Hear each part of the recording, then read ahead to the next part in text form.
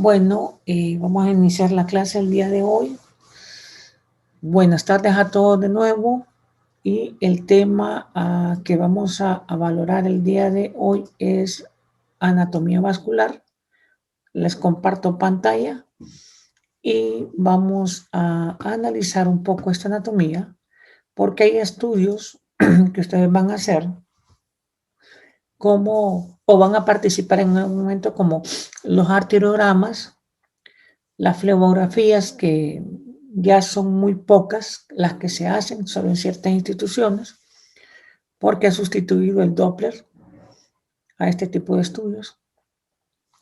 Pero los que logren entrar a hacer prácticas en áreas de hemodinamia van a estar expuestos a ver estudios de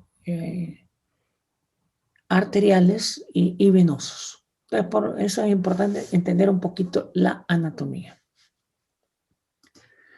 Entenderemos que el organismo o nuestro cuerpo tiene un sistema de flujo de sangre, la cual se llama un flujo venoso y un flujo arterial. La diferencia entre los dos es la concentración de oxígeno. Normalmente la sangre venosa es aquella que absorbe los desechos de todo nuestro organismo, lo lleva al corazón, pero antes de eso pasa por los pulmones. Los pulmones proveen la oxigenación de esta sangre y después de ser oxigenada pasa al corazón y del corazón pasa al torrente sanguíneo, donde nutre de oxígeno a todo nuestro cuerpo. Sobre todo lo que es vital, el oxígeno que necesita el cerebro para funcionar normalmente. Entonces, por eso es importante conocer esta anatomía. Aquí hay un diagrama donde vemos la mitad en color azul, que significa lo que es el sistema venoso, y en rojo lo que es el sistema arterial.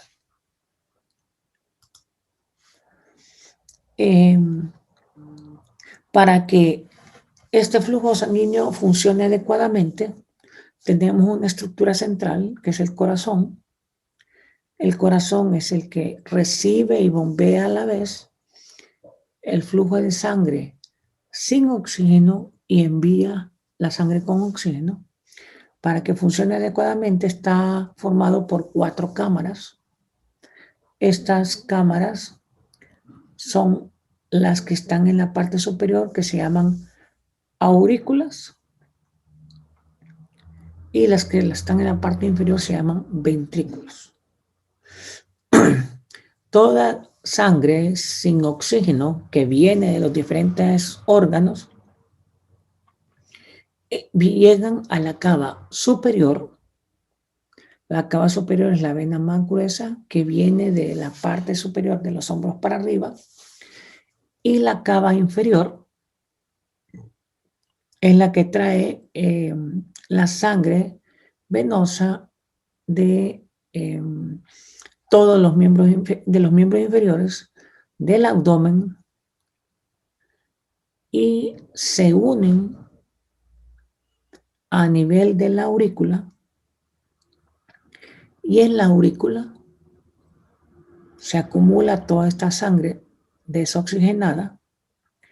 La aurícula se contrae, envía inmediatamente la sangre al ventrículo derecho,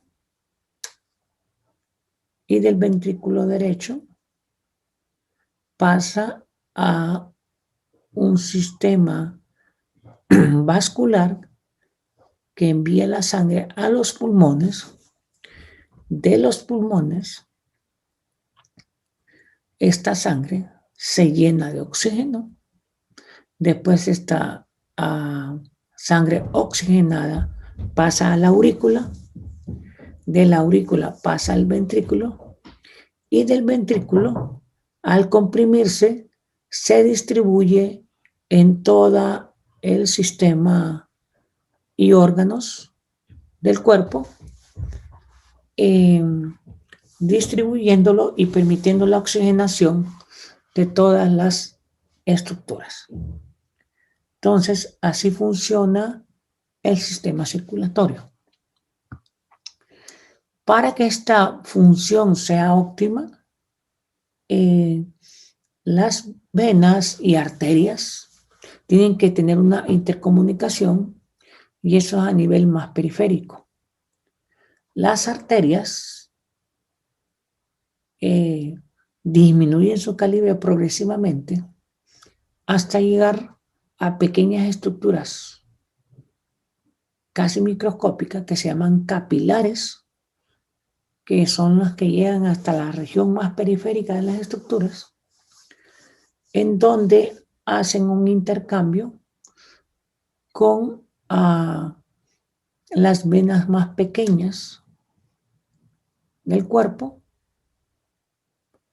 y es ahí donde hay el intercambio entre lo que es la sangre oxigenada, que por ejemplo vamos a poner un músculo, los capilares que llevan sangre oxigenada entran al músculo, llenan al músculo de oxígeno, el músculo utiliza el oxígeno, forma energía, y los desechos no contienen oxígeno, sino que contienen CO2, y pasan a través de unas pequeñas vénulas y entran al torrente venoso con sangre desoxigenada. Y así vuelve el ciclo una y otra vez hasta provocar ese intercambio. Quien permite todo ese intercambio en todo el tiempo es el corazón. Y aquí tenemos la aurícula derecha, el ventrículo derecho. Aquí está la aurícula izquierda y el ventrículo izquierdo. Entonces, aquí a este nivel está la cava superior, a este nivel estaría la cava inferior y entran directamente a la aurícula. La aurícula tiene una conexión entre aurícula y ventrículo, se llama válvula. La válvula se abre, manda toda la sangre que está en la aurícula al ventrículo y se cierra. Cuando hay alteraciones en estas válvulas es cuando se conoce lo de insuficiencia cardíaca. En este caso viene el ventrículo, se contrae. Al contraer abre una válvula que lo envía a esto que se llama tronco pulmonar. Este tronco pulmonar es interesante porque en vez de ser una arteria, es una vena en realidad, ¿verdad? Es una vena que lleva toda esta sangre desoxigenada, la lleva al pulmón y del pulmón la envía hacia la aurícula izquierda, y de la aurícula izquierda es enviada al ventrículo izquierdo a través de otra válvula que se abre, se contrae la aurícula, envía toda la sangre oxigenada al ventrículo, se cierra esta válvula. Una vez lleno este ventrículo, esto es de cuestión de segundos, una vez lleno, se abre la válvula, que es la válvula de la aorta, y envía toda la sangre oxigenada a la aorta, por aquí, es por aquí atrás, y que envía la sangre hacia la parte superior, hacia el cerebro, y la envía hacia abajo, hacia el resto del cuerpo. Si hacemos un corte, esta sería la forma y la posición en la que ustedes visualizan las salidas de estas válvulas. Aquí está la cava inferior, aquí está la cava superior, y aquí están las entradas, tanto de la cava superior e inferior, y esta es la válvula que nos permite la entrada hacia el ventrículo. Es una válvula que está traccionada por estos pilares, jalan la válvula, la abren, pero una vez que ya se llena esto, estos repliegues suben la válvula hacia arriba y se cierra. Esta sangre, al llenarse aquí, hace presión en el ventrículo, abre esta válvula que está aquí, que es la válvula del troncuela pulmonar, envía a los pulmones. Los pulmones con la respiración, tanto inspiración como expiración. La inspiración, en este momento, esta sangre que está aquí llena el pulmón. En la inspiración se llena esta sangre de oxígeno. En la expiración, el pulmón se contrae y al contraerse, envía toda la sangre y la envía a la aurícula izquierda. Esta aurícula izquierda se llena de sangre oxigenada, abre una válvula que se llama mitral, llena el ventrículo, se cierra la válvula. Una vez cerrada la válvula, se abre la válvula de la aorta, ¿verdad? Que está justamente aquí atrás.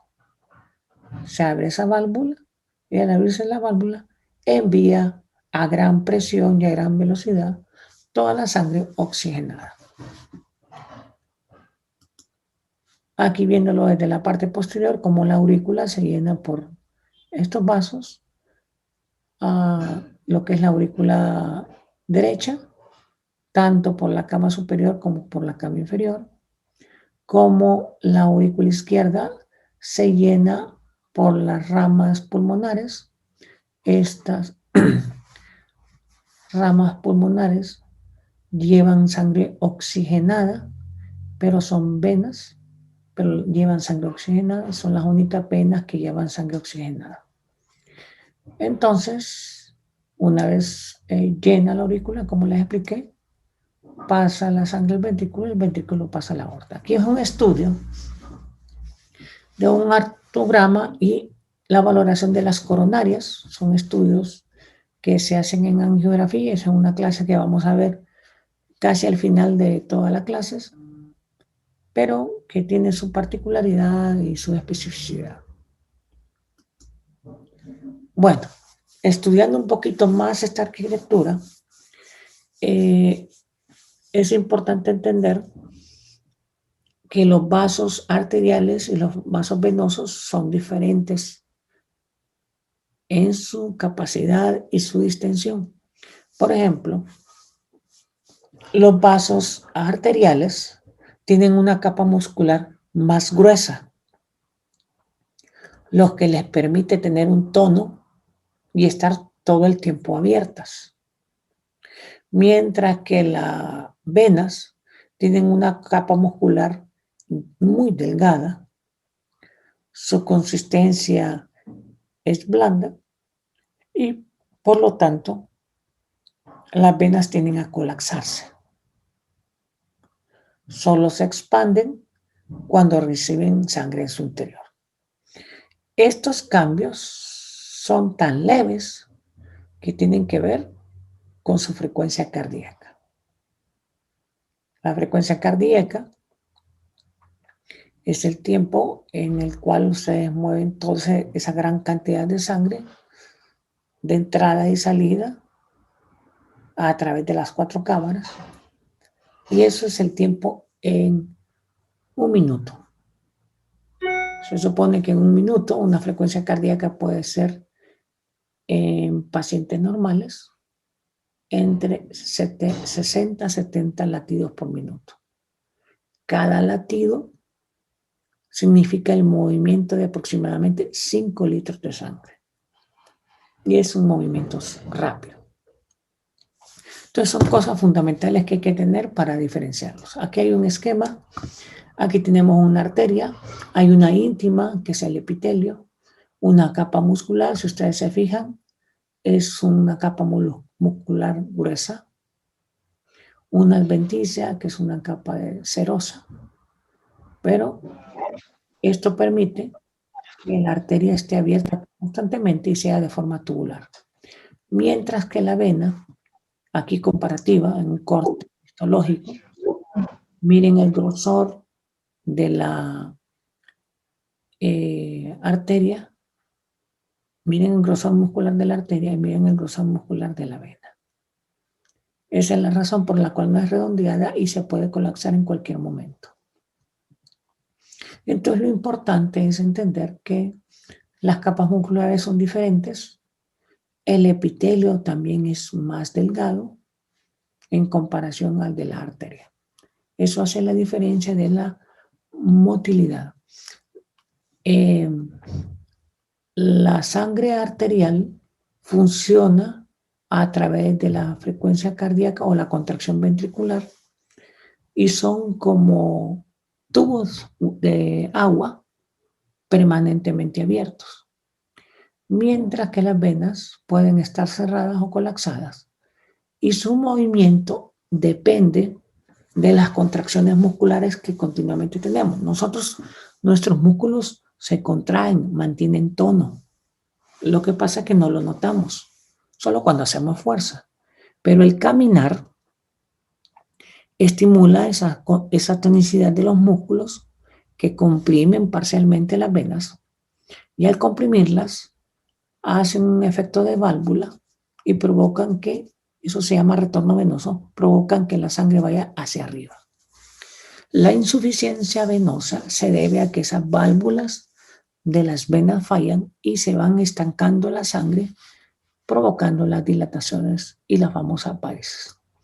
Aquí un esquema de diferencia entre lo que sería una arteria con sus capas y lo que sería una vena grande, una vena de mediano tamaño comparativamente, miren la musculatura, una vénula, una arteriola, disminuye su capa muscular, sí, en comparación a la vena, pero al final, tanto el capilar arterial como el capilar fenestrado de la vena no tienen músculo, sino que solo tienen un pequeño epitelio que tiene poros y que permite la salida y el movimiento de la sangre, permitiendo la transmisión de sangre desoxigenada a oxigenada. Bueno, las arterias a nivel de los músculos se disminuyen progresivamente de tamaño y estas arterias tienen un efecto de vasoconstricción y vasodilatación. La vasoconstricción sirve para comprimirse y mandar la sangre lo más distal posible, y la vasodilatación es la que permite que se expandan para recibir la mayor cantidad de sangre. Eso es lo que ocurre en el flujo de sangre en un minuto a través de la frecuencia cardíaca. Las arteriolas son arterias que van disminuyendo progresivamente de calibre. Normalmente el diámetro puede ser 30 micromilímetros. Esto son medidas de distancia, ¿verdad? Si ustedes se fijan, son medidas mucho más pequeñas, van disminuyendo progresivamente hasta llegar hasta capilares que permitan tener interconexión de los órganos más distales. Los capilares son los que permiten una difusión o transporte activo de los materiales a través de las paredes de estos capilares que, si ustedes se fijaron, eran porosas, o sea, tenían hoyitos y permitían el paso de sustancias. ¿Qué sustancias pueden ser? Glucosa, vitaminas, glóbulos rojos con oxígeno, etc.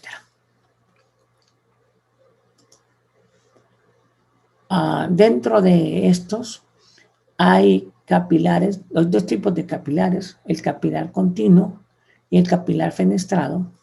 El capilar fenestrado es que contiene un montón de poros que permite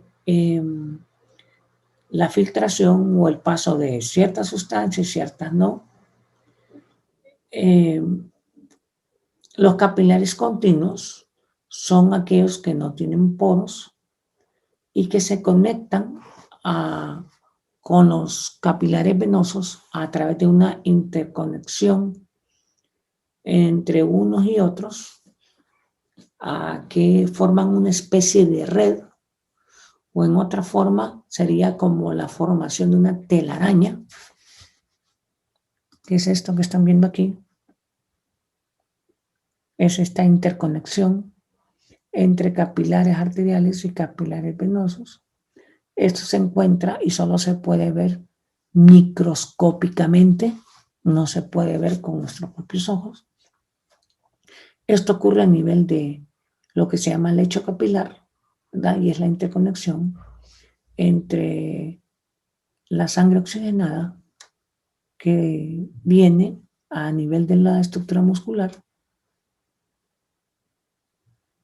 se transfiere todas las vitaminas, proteínas y todo el oxígeno al músculo y posteriormente sigue su trayecto, permitiendo que el flujo sanguíneo siga, pero sin oxígeno, ni vitaminas, ni nada de eso, y pase al torrente venoso, que nuevamente va a llevar esta sangre hacia el lado derecho del corazón para enviarla al pulmón para que se llene de oxígeno.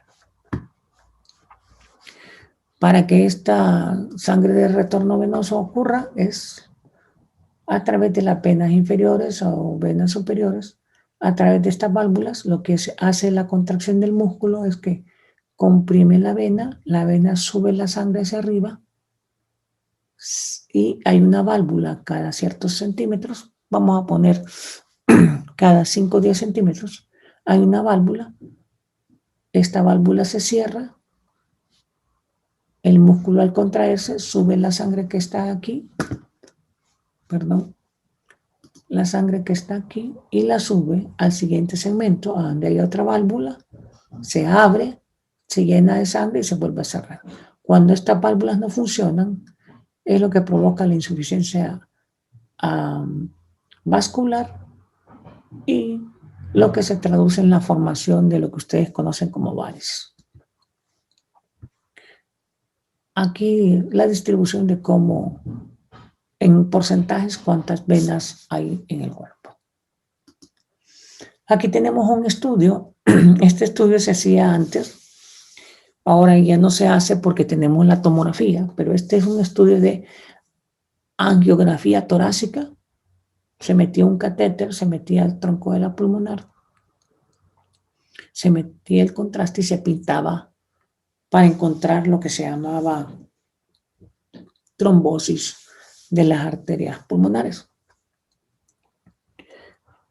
Hoy por hoy se utiliza ahora la angiotomografía, que nos permite hacer, no solo valorar en esta forma la presencia del trombo, sino que nos permite valorar el tamaño, la forma, la posición y la antigüedad del trombo. Eso lo van a ver en tomografía. En tomografía hay una parte que se llama angio. En esa parte lo van a valorar ustedes y les va a permitir determinar, como les estaba diciendo ahorita, les va a permitir valorar el tamaño, la forma y la posición de los trombos. En la geografía, lo único que determinaba si estaba obstruida o no. Aquí, cómo está la distribución tanto arterial, ¿verdad? Todo el sistema arterial, cómo se distribuye, hasta dónde irriga.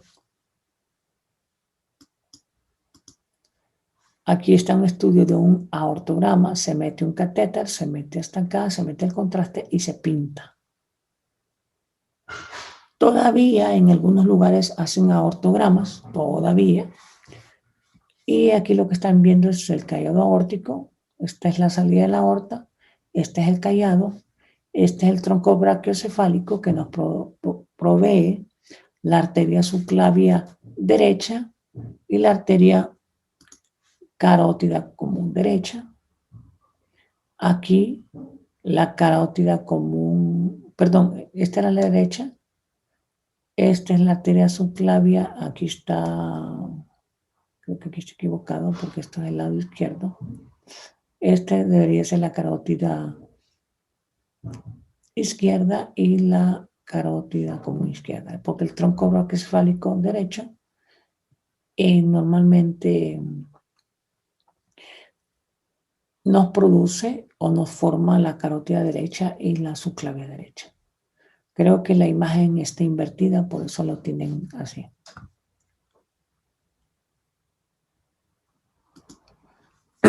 Aquí tienen una arteriografía del miembro superior derecho.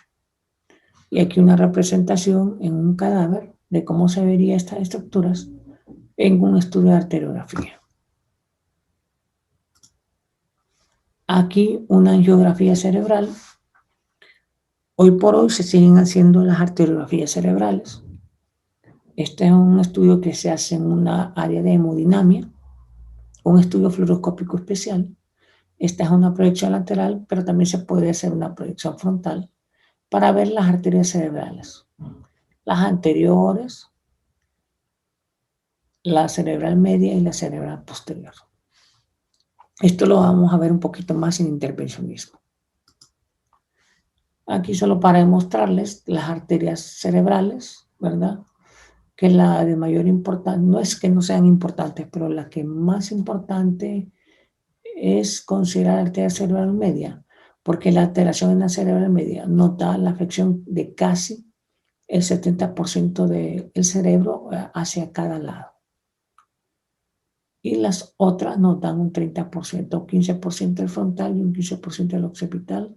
Por ejemplo, la arteria cerebral anterior, un 15% del lóbulo frontal y la arteria cerebral posterior, un 15% de la región occipital. Mientras que la cerebral media abarca parte del frontal, temporal, parietal y aún occipital.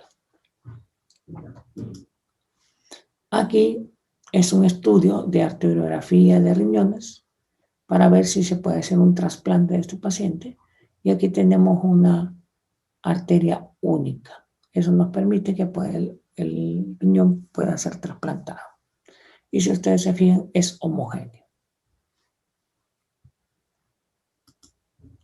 Aquí tenemos un miembro inferior derecho. Aquí la estructura anatómica en un cadáver, cómo se mira, la femoral y cómo se debe ver en un estudio de arteriografía. Las venas, las características de las venas, antes de la venida del Doppler, normalmente el sistema venoso se valoraba por flegografía. Consistía en canalizar con un catéter una vena periférica de estas, meterle contraste, hacer que la vena se llenara de contraste, comprimir el pie para que el medio de contraste subiera y pintara las venas de la pierna. Después se comprimía la pierna, haciendo que el medio de contraste subiera a la rodilla y posteriormente al muslo para tomar radiografías en proyección AP laterales o oblicuas para ver las estructuras y ver hasta llegar hasta la región inguinal. Este estudio de fluorografía se hace muy poco ahora porque la evaluación del ultrasonido ha sido efectiva. Bueno, es el tema de la anatomía vascular que tenía para ustedes. No sé si tienen dudas o preguntas con respecto. Cardíaca siempre es por las válvulas. La ¿O hay insuficiencia otra razón? cardíaca puede ser por varias causas. Infarto agudo de miocardio, cardiopatía dilatada, o sea, cuando el corazón está grande, o por alteración de las válvulas. Cualquiera de las tres cosas le va a dar insuficiencia cardíaca. La mayoría de veces es por una alteración valvular. Pero si ya tiene infarto de miocardio, le puede dar insuficiencia. Es que hay una paciente que ella dice que se cansa al caminar, ¿verdad? Que ¿Qué edad tiene? no puede caminar mucho porque siente cansancio. ¿Qué edad tiene? Tiene 64 años. 64 años. Bueno, en esta paciente hay que hacerle una radiografía de tórax. En la radiografía de tórax se va a valorar si tiene un corazón normal o agrandado. Si tiene un corazón agrandado, entonces estamos frente a una paciente con una insuficiencia cardíaca. Debe ser valorada por un cardiólogo para ver si la causa es valvular o la causa es por otra enfermedad a nivel del músculo cardíaco. Sí tiene agrandamiento en el corazón. Entonces tiene insuficiencia cardíaca. No, probablemente se le hinchan los pies, ¿verdad? Por estancamiento. El hígado puede estar aumentado de tamaño. Cuando se va a hacer una angiografía craneal, ¿dónde se podría aplicar el medio contraste? ¿En qué zona? Bueno, lo que ocurre es, eso lo vamos a hablar cuando hablamos de intervencionismo, pero normalmente la punción se hace en la pierna, se hace en la región inguinal donde está la arteria femoral. Por ahí se hace un pequeño corte, se introduce una aguja y a través de esa aguja se introduce una guía metálica y después por medio de esa guía metálica se mete un catéter. Ese catéter sigue todo el trayecto de la aorta hasta llegar a cerca del corazón, donde está el callado. Con el alambre que les había dicho, la guía, se trata de movilizar esa guía para que esa guía logre entrar en las arterias carótidas. Después de eso, de la carótida común, entren a la carótida interna. Esa guía llega hasta la carótida interna. Esa guía nos permite introducir el catéter y que llegue hasta la carótida interna. Una vez que el catéter está en la carótida interna, se retira la guía y se administra el contraste. En otras palabras, el contraste entra directo a la zona de evaluación. Cuando se mete el contraste, se toman las proyecciones AP, laterales o oblicuas. Y eso nos permite pintar en forma adecuada. Yo tal vez quería saber como alguna sugerencia o alguna opción para pacientes tal vez que han recibido bastante quimio y que tienen las venitas bastante finitas y que se tiene que canalizar ese tipo de pacientes. Mire, el paciente manejado con quimio es un paciente complicado en cualquier hospital y en cualquier lugar. Normalmente lo que hemos hecho nosotros es que antes que llegue a tomografía o que le hagan un estudio convencional, preferimos que lo canalicen en la emergencia, licenciadas en enfermería con alta experiencia en canalizar. ¿Por qué? Porque tienen que buscar venas difíciles y tienen que ser catéteres delgados. Los pacientes con quimio son los pacientes más difíciles para hacerles angiotomografías. Si aún así es difícil y no se puede, entonces utilizamos el ultrasonido. El ultrasonido nos permite encontrar una vena y a través de él introducir el catéter y llegar a la vena y dejarlo permeable. Hay en algunos casos que nosotros recurrimos al ultrasonido y a través del ultrasonido canalizamos a estos pacientes. Hay casos que aún así son difíciles porque la quimio daña el epitelio vascular. Y que pasen un buen día. Igualmente, doctor.